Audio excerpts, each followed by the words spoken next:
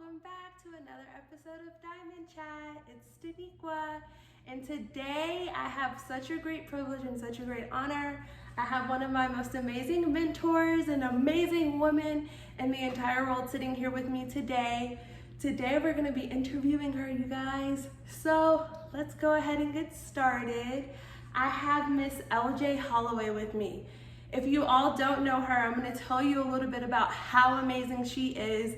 For one, she closed some of the biggest deals with LexisNexis, so you know. Hello, big deal. Yes, she's worked for the Environmental Protection Agency. Hello, another important figure in the government. Yes, and now she is running for Congresswoman. So without any further ado, please welcome Miss LJ Holloway. On your show. I'm like so surprised, right? Because I'm like, I know you as a law student, not a host. Right. So this is a different venue for you. Right. Or a different light that I see you in, I should say. So I'm happy to be here. Thank you. I'm so glad to have you here. As she said, she is my mentor, my law mentor. But it's always cool, you know, we're very blessed and fortunate to have different avenues just like you in the government. You know, it's a great thing that people don't know about you as an individual. So do you want to share a little bit about yourself and who you are? Oh, wow. That's, I just like I kind of pigeonholed you to a law student, and but you're so much more than that. I mean, you have the cupcakery. I mean, there's so many different facets of you, and so I like to say that I'm a divine original, always willing to do the impossible to achieve the inevitable. Right. But I am an author. I'm an aviatrix. I also, am a daughter, an aunt, a mentor. I'm a lot of things, but at the end of the day, I think because we're on the heels of Valentine's Day. Right. I mean, but at the end of the day, I think we know that love is the greatest commandment, and I just would like to think that I manifest love and my gifts shine through. Right, absolutely. And it's so funny that you say that because I see that all in you. Oh, really? And I see everything that you do, it always has a divine and a unique touch. And it's so great. And just thinking about all of the things that you accomplish, all of your accolades, you're a big deal. I don't know if people have ever told you that, but you are a really big deal. No, I'm not. I put my pants on one leg at a time. And guess what? I mean, God created all of us. It's just some of us use our gifts and some of us take longer for our gifts to manifest. Right, but you do it so graciously. One thing I would ask, if you could give any advice to someone that's aspiring to do all the things that you do, because it's like you do so much and you wear so many hats and you don't break a sweat. Like, what advice would you give? Yeah, it's so funny you would say that. I just told someone today, I was like, in the natural, you can't do all that I do in a day, but that's why it's so important to incline your ear to hear that still small voice. Right. Because I run this race by His grace. Right. I really do. I run this race by His grace. I mean, I keep 16-hour days, and I've had a brain tumor. Yes. So, while I'm very healthy now, I'm also going to be 50 in a few weeks, right? So, look, you don't run as hard as I run, unless there is a higher power that guides you. And I'm just very fortunate that I consider my brain tumor a blessing, because that prompted me to slow down and not lean to my own understanding, but really to be inclined to hear that still small voice. So much of what I get accomplished in a day is because I do pray and incline my ear to hear. And I'm sounding like a holy roller, but I'm really not. Yeah, I'm really not a holy roller. I just want, I think, because I acknowledge that there's a higher power, right, and that this is not by my own might. So when you ask me what would I tell someone else, I would say to just live your truth.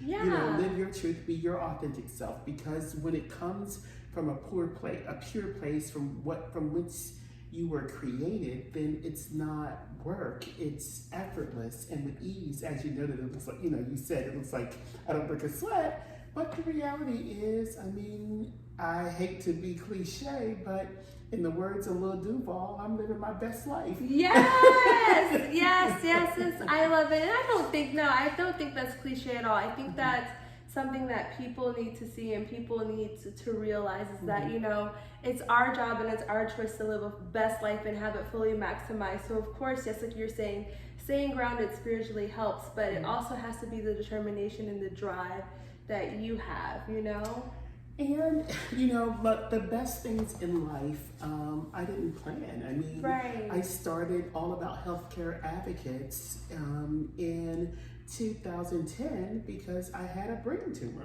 right? So I went to law school, I earned a law degree, and when I went to Capitol Hill, immediately following my law school graduation to work for Congresswoman Carrie Meek, my goal at that time was to pursue a political career. But after I saw what happened in the members' dining room and, just some of the things that happened, I realized the sacrifices people made, to run for office. And then I saw the ugliness as well, and I just wasn't so sure anymore. Right. And, this run came as a surprise to me as much as I've run before. I ran in 2016 for the same seat. I ran to represent the people of the 5th Congressional District as I'm running now. Yes. But the difference is this time I plan to win. And I thought I was going to win before. If truth be told, you don't run to lose. Right. You run to win. But I mean, the incumbent at the time had been in office for 24 years and was very popular. And in retrospect, I realized that in all things, not only should you be prepared, and I was prepared. I was prepared as far as qualifications, but I had never run a campaign before. Right. And so I now have that experience, and I call that my season of preparation. Right, absolutely. And I like that. I think sometimes the best fights and the best blessings that we get are from the ones that weren't necessarily always easily given to us. Sometimes we have to go at it again. So just because there was a no one time doesn't mean that it's always going to be a no. Exactly. You just have to continue to keep going, because at the end of the day, there's going to be somebody that knocks and says yes. Exactly. And I tell people all the time that I respect persistence. I really do. And I think because it shows that the person is not easily defeated. Right. And I think it's a great trait. I am persistent and have been persistent in most things in my life. I was persistent coming into the world. Right. I was premature, so I was persistent. I was like, get me out of here. Yes. I came in 7 months, Yes, so and did back, I. yeah, and back then, preemies didn't survive back when I came in. Of course, the medical profession has, advanced technologically, by leaps and bounds from the time it been 50 years ago. But at the end of the day, I think it's, part of my spirit and who I am. Right. Yeah. And it is you. And I feel like you have that fighter spirit and that tenacity and boldness that people really want and that they desire to see. And they can see that in you and know that, they can look at you and say, if she didn't give up and she didn't quit, then I don't have to give up and I don't have to quit, Exactly. And one thing that I think I love about your story and I love about what you're doing is that you're local. You grew up here. For those of you who don't know, we live in Jacksonville, Florida. Miss LJ grew up in Jacksonville, Florida, and she's came back into the community where she's grown up at, and now she's making an imprint. And I think that's one of the biggest blessings, because sometimes people get so elevated and they grow that sometimes they forget about their roots and where they came from. And for you didn't do that. You came back and you're still here, you're serving, you're working in the community, wanting to do that. And I think that's great. Well, Staniqua, to whom much is given, much is required. And what good is it to have knowledge and not share it? Right. And I just spoke to some students. I went to Raines High School, which was a predominantly African-American high school that was built for African-Americans by African-Americans in 1965. They spent like $2.5 million to build it. And that's because Repo at the time was not integrated, and they didn't want minority students to attend that school. So the two schools are less than a mile apart, Right. but at the time the school was predominantly white and they didn't want black students there. But one of the things that I told the students at Repo was that, I went to the same neighborhood school that they're going to, and many of them are first generation high school graduate, let alone first generation college graduate. Now, my story's a little different because I'm a fourth generation college graduate, but still, at the end of the day, everybody wants to make sure that they have a comfortable living, that they can have a comfortable retirement, and that they can have a better life than the generation before them. And that, that transcends color or sex. At the end of the day, men and women want the best for themselves and their families. Right, absolutely. So the onus was on me to go back and tell those children, or I shouldn't say children, but those students, what they could do to avoid some of the pitfalls that I had to climb. I would much rather them have a smooth sailing, because I talked to them about, college financing, and because everybody doesn't have a trust fund, or parents don't have a college fund, so financing is very important. With Pell Grants being cut every day, it was important for me to go back and share with those students. So it's ironic that we are having this conversation, because there's a young man who wrote a campaign song for me, and he says she's from the same schools. And I didn't know he was going to write the song, didn't really know him, but he and I had a conversation, and I absolutely love the lyrics. So, to those of you who are on YouTube, please look for the Holloway for Congress campaign song by LJ the Joker. I swear his name was LJ. And it wasn't planned. I didn't know him. We were talking. I didn't even know his name. And when I found out his name was Lewis Jackson, and they called him LJ, and his stage name was LJ the Joker, I was like, you know what, that's divine. Yes, and I've heard the song myself, and it's a dope song. So shout out to LJ for doing that. That is so awesome of you. You're a very talented young man, and I hope your music career continues to, take off. Like, this is a stepping stone for you to continue to soar and fly. So I have a few questions I wanted to ask you. Some of them, we've already talked about. So one thing that I think with my generation I see is not understanding the importance of their vote.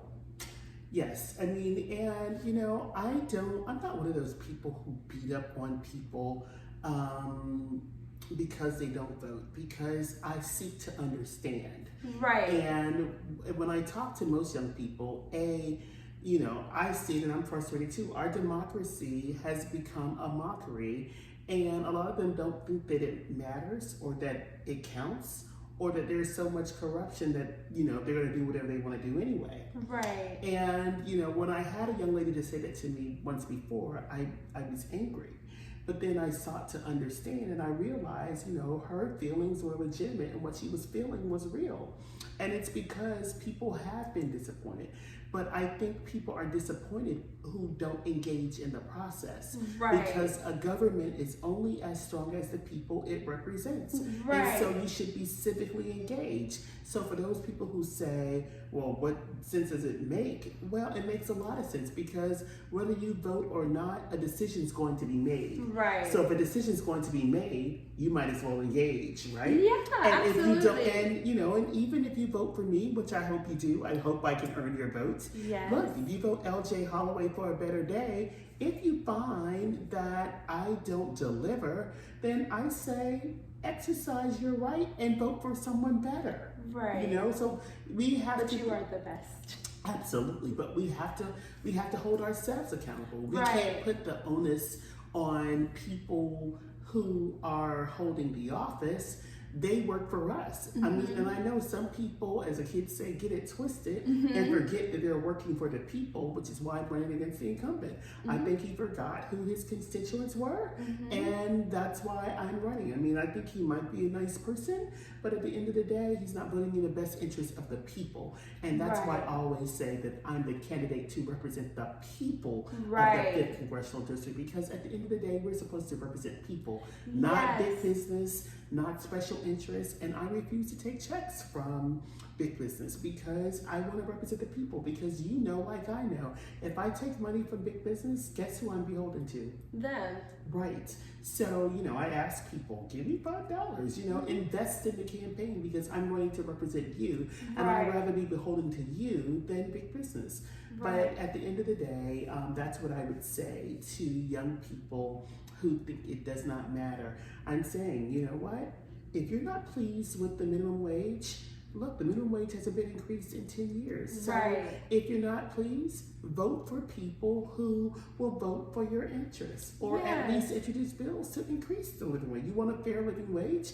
More importantly, you want to expand Social Security so you don't have to work until you're 100, or even if there's even Social Security by the time you get there. You need people who understand. And what happened in the legislature this past week was just atrocious. So we need people who not only understand what the needs of the people are. And when I say the people, I mean working class. I mean the 98%. Right, absolutely. Not the 1% where the wealth is concentrated. Right, absolutely. And I think one thing that I like and about you and what you're doing is, like you said, it's about the people. And for those of you who may not know what running for Congress is, what Congress does, you know, they are the representatives for us, like myself and all the other citizens. They are the ones who represent us, and they are the ones that help enact laws, and they can go forward on our behalf, addressing concerns and things of that nature. So it's very important, and that's why it's important. You know, some of the things that we see going on in the world, you have to realize that, hey, my vote can help change whatever it is that I may feel uneasy or unsettled about. And you know, like I said, with Miss LJ, she's going to be coming to represent the people. So that's why your vote matters. Your vote is important. You just have to make sure that you're really realizing the people that are around you. You know, if there's a office that you're unsure about, Google is your best friend. It'll tell you a lot of things about the politics and things of that nature, and understanding that it's bigger than just the government, but local, because this is all what's happening in your right back door. So you want to know these types of things. Exactly. Absolutely. I'm glad you said that, because I find that most people are upset with Congress, but they don't understand what it is Congress does. Right. I have this one opponent. I mean, he's out, you know, saying these things, and I'm like, in the stuff he's promising, it's what the city council does. And it's like, okay, that is local. Then some things he promises are what the state legislature does. But I think before you vote for a person, you need to understand the office that you're voting for, and what it is that the office does. Not just rhetoric or what sounds good, but actually what can be accomplished. You know, Congress is a part of the legislative branch, and there are two houses. You know, you have the United States House of Representatives, from which I'm running to represent the House of Representatives in the state of Florida for Congressional District 5. And then there's a Senate, and there's 435 members in the United States House of Representatives, and there's 100 members in the Senate. And it's just a quick little recap of civics, but you know, so many people have either forgotten or don't even realize that if Congress makes laws, then it makes sense to have someone who understands the Constitution and the law. Right, absolutely. And that's important, you know. Oh, your cheat sheet. I see. Yes, I see your questions on your phone. A cheat sheet. That's so funny. I have to. So what advice, because I feel like you have left your blueprint on this earth. I felt like you have left your blueprint on everything that you've done, and that people can see you in every aspect of what you've done. What advice would you give someone like myself, other entrepreneurs, other people that are out there really trying to make a name for themselves and leaving their footprint? What advice would you give someone trying to leave their mark? I hear people all the time talk about, your legacy. I sold the largest deal in U.S. history in Washington, D.C. To U.S. Customs, and they're like, that's your legacy at LexisNexis. But that was not, I didn't set out for that to be my Lexus. I believe that you should be your true and authentic self. Right. And just do the work. Because you say I've left my blueprint, but I don't know when my day will come, when I will die, and I don't know what my legacy will be. And that's not my problem. I won't be here. All I am charged to do is leave this place better than it was when I found it, and to just simply do the work. I could care less about leaving a mark or a legacy. Now, I do want to make the lives of the people in the 5th Congressional District and in this country better, because in a country as rich as ours, people should not have to make a decision between a meal or a pill. I mean, and that's what I said. I'm not that narcissistic to think that God loved me so much that I survived after a brain tumor. I just realized that the average person didn't have $2,000 to pay for an injection. Yes, absolutely. So, in that regard, I would just say to those people who are, and I know I was young, who are anxious and want to make it happen, I say trust the process, enjoy the journey. I mean, people used to tell me the same thing too. And I was so busy, making money and trying to make it happen and do this and be that. But the reality is, now I can really appreciate my journey because I realize what's really important. That's why I call my brain tumor a blessing. When I was in DC, I was probably 30, 31 when I sold that deal. And hear me when I say I was going 200 miles per hour. I was really working hard in long hours. And part of it was because they said that we've never had an enterprise deal like this and it can't be done. And most of the professions I've been engaged in have been male dominated. Right. So it was mostly guys. And in the intelligence field, most of the special agents in charge are male, but what I found was my being a female was actually one of my greatest assets, because men have what they call a pissing contest, right? A man won't admit to another man what he doesn't know or what he can't do or about, his budget.